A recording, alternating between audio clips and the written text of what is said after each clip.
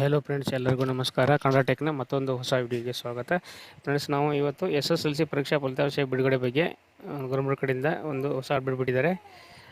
ಅದರ ಬಗ್ಗೆ ಈ ವಿಡಿಯೋದಲ್ಲಿ ಡೀಟೇಲಾಗಿ ನೋಡೋಣ ಫ್ರೆಂಡ್ಸ್. ಹಾಗೆ ಮೊದಲಿಗೆ ನಮ್ಮ ಚಾನಲ್ ನೋಡ್ತಾ ಇರೋರು ಚಾನಲ್ನ ಸಬ್ಸ್ಕ್ರೈಬ್ ಮಾಡ್ಕೊಳ್ಳಿ, ಹಾಗೆ ಬೆಲ್ ಐಕನ್ ಮೇಲೆ ಕ್ಲಿಕ್ ಮಾಡ್ಕೊಳ್ಳಿ. ಈ ಚಾನಲನ್ನು ಸಬ್ಸ್ಕ್ರೈಬ್ ಮಾಡೋದ್ರಿಂದ ಇದೇ ಥರ ಮಾಹಿತಿ ವಿಡಿಯೋ ಮಾಡ್ತಿದ್ದು ಡೈಲಿ ಅವು ನಿಮಗೆ ನೋಟಿಫಿಕೇಶನ್ ಮೂಲಕ ಬಂದು ತಲುಪುತ್ತವೆ. ಬನ್ನಿ ಹಾಗಾದರೆ ಡೀಟೇಲಾಗಿ ನೋಡೋಣ. ವಿದ್ಯಾರ್ಥಿಗಳೇ, ಯಾರೆಲ್ಲ ಈ ವರ್ಷದಂದು ಪರೀಕ್ಷೆಯನ್ನು ತೆಗೆದುಕೊಂಡು ಬರೆದಿದ್ದರೂ ಅಂಥವರಿಗೆ ಇದೇ ತಿಂಗಳಿನಲ್ಲಿಯೇ ಪರೀಕ್ಷಾ ಫಲಿತಾಂಶ ಕೂಡ ಬಿಡುಗಡೆಯಾಗುತ್ತದೆ. ಈ ವರ್ಷದಂದು 8.69 ಲಕ್ಷ ವಿದ್ಯಾರ್ಥಿಗಳು ಪರೀಕ್ಷೆಯನ್ನು ಬರೆದಿದ್ದಾರೆ. ಇದರಲ್ಲಿ ಕಳೆದ ವರ್ಷ ಪೂರಕ ಪರೀಕ್ಷೆಯನ್ನು ಬರೆದು ಫೇಲ್ ಆದವರು ಕೂಡ ಇದೇ ಸಾಲಿನಲ್ಲಿ ಪರೀಕ್ಷೆಯನ್ನು ಕೂಡ ತೆಗೆದುಕೊಂಡು ಬರೆದಿದ್ದಾರೆ. ಹೆಚ್ಚಿನ ಪ್ರಮಾಣದಲ್ಲಿ ಪರೀಕ್ಷೆ ತೆಗೆದುಕೊಂಡವರು ಬಾಲಕರು ನೀವೇನಾದರೂ ಈ ಪರೀಕ್ಷೆ ಒಂದರಲ್ಲಿ ಅನುತ್ತೀರ್ಣ ಅಂಕ ಗಳಿಸಿ ಫೇಲ್ ಆಗಿದ್ದೀರಿ ಅಂದರೆ ನಿಮಗೆ ಇನ್ನೂ 2 ಪರೀಕ್ಷೆಗಳು ಕೂಡ ಇರುತ್ತವೆ. ಈ 2 ಪರೀಕ್ಷೆಯಲ್ಲಿ ಉತ್ತಮವಾದ ಅಂಕವನ್ನು ಗಳಿಸಲು ಪರೀಕ್ಷೆಗಳನ್ನು ಕೂಡ ತೆಗೆದುಕೊಂಡು ಬರೆಯಬಹುದಾಗಿದೆ ಫ್ರೆಂಡ್ಸ್. ಹಾಗಾದರೆ 10ನೇ ತರಗತಿ ಪರೀಕ್ಷಾ ಫಲಿತಾಂಶ ಪ್ರಕಟ ಯಾವಾಗ ಅಂತ ನೋಡೋಣ. ಏಪ್ರಿಲ್ ತಿಂಗಳಿನಿಂದಲೂ ಕೂಡ ಮೌಲ್ಯಮಾಪನವನ್ನು ನಡೆಸುತ್ತಿದೆ ಶಿಕ್ಷಣ ಇಲಾಖೆ. ಇನ್ನು ಫಲಿತಾಂಶವನ್ನು ಬಿಡುಗಡೆ ಮಾಡುವುದು ಒಂದೇ ಬಾಕಿ ಇದೆ ಅಷ್ಟೇ. ವಿದ್ಯಾರ್ಥಿಗಳೇ, ಇದೇ ತಿಂಗಳಿನಲ್ಲಿ 8ನೇ ದಿನಾಂಕದಂದು ಫಲಿತಾಂಶ ಕೂಡ ಬಿಡುಗಡೆ ಆದರೂ ಕೂಡ ಆಗಬಹುದು. ಏಕೆಂದರೆ ಶಿಕ್ಷಣ ಇಲಾಖೆಯು ಈಗಾಗಲೇ ಒಂದು ನಿಗದಿತ ದಿನವನ್ನು ಕೂಡ ಖಚಿತಪಡಿಸಿದೆ.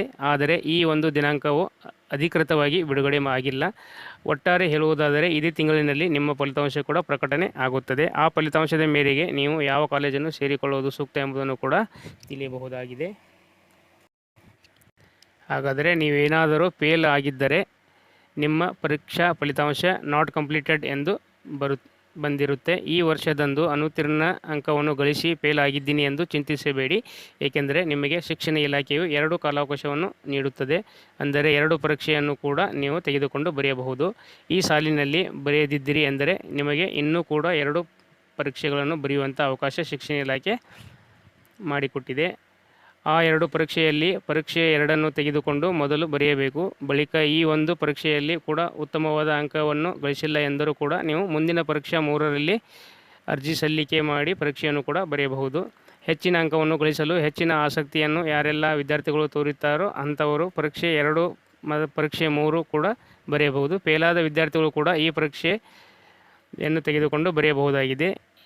ಈ ರೀತಿಯ ಒಂದು ಬದಲಾವಣೆಯನ್ನು ಶಿಕ್ಷಣ ಇಲಾಖೆ ಈ ವರ್ಷದಂತೆ ಮಾಡಿದೆ ಫ್ರೆಂಡ್ಸ್. ಓಕೆ, SSLC ರಿಸಲ್ಟನ್ನು ಯಾವ ರೀತಿ ಚೆಕ್ ಮಾಡೋದಪ್ಪ ಅಂತ ನೋಡೋಣ ಫ್ರೆಂಡ್ಸ್. ಮೊದಲಿಗೆ ಎಲ್ಲ ವಿದ್ಯಾರ್ಥಿಗಳು ಕೂಡ ಈ ಒಂದು ಲಿಂಕ್ ಇದೆ ಫ್ರೆಂಡ್ಸ್. ಆ ಲಿಂಕ್ ಮೇಲೆ ಕ್ಲಿಕ್ ಮಾಡಿ ನೀವು ರಿಸಲ್ಟನ್ನು ಡೈರೆಕ್ಟಾಗಿ ಚೆಕ್ ಮಾಡಬಹುದಾಗಿದೆ. ಅದನ್ನು ಹೈಲೈಟ್ ಮಾಡ್ತೀನಿ ನೋಡಿ ಸ್ವಲ್ಪ. ಇದು ನೋಡಿ ಫ್ರೆಂಡ್ಸ್, krresults.nic.in krresult.nic.in/ ಅಂತ ಇದು ಅಧಿಕೃತ ವೆಬ್ಸೈಟ್ ಆಗಿದೆ ಫ್ರೆಂಡ್ಸ್.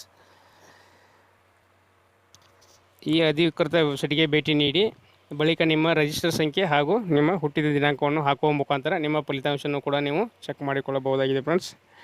ಹಾಗೆ ಇದು ವೆಬ್ಸೈಟು, ಈ ಲಿಂಕು ರಿಸಲ್ಟು ಔಟ್ ಆದ ತಕ್ಷಣ ಇದು ಕೆಲಸ ಮಾಡುತ್ತೆ ಫ್ರೆಂಡ್ಸ್. ಇವಾಗ ನೀವು ಕ್ಲಿಕ್ ಮಾಡಿದರೆ ಇದು ಎರರ್ ತೋರಿಸುತ್ತೆ.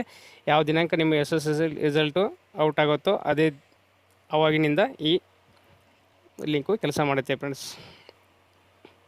ಈ ಲಿಂಕ್ ಮೂಲಕ ನೀವು ನಿಮ್ಮ ಪರೀಕ್ಷಾ ರಿಸಲ್ಟನ್ನು ಸುಲಭವಾಗಿ ನೋಡಿಕೊಳ್ಳಬಹುದಾಗಿದೆ. ಓಕೆ ಫ್ರೆಂಡ್ಸ್, ವಿದ್ಯಾರ್ಥಿಗೋಸ್ಕರ ಇದೊಂದು ಇವತ್ತಿನ ಅಪ್ಡೇಟ್ ಆಗಿತ್ತು ಫ್ರೆಂಡ್ಸ್. ಈ ಒಂದು ಮಾಹಿತಿ ನಿಮ್ಗೆ ಇಷ್ಟ ಆಗಿತ್ತಪ್ಪ ಅಂದರೆ ವಿಡಿಯೋ ಒಂದು ಲೈಕ್ ಮಾಡಿ. Thank you for watching.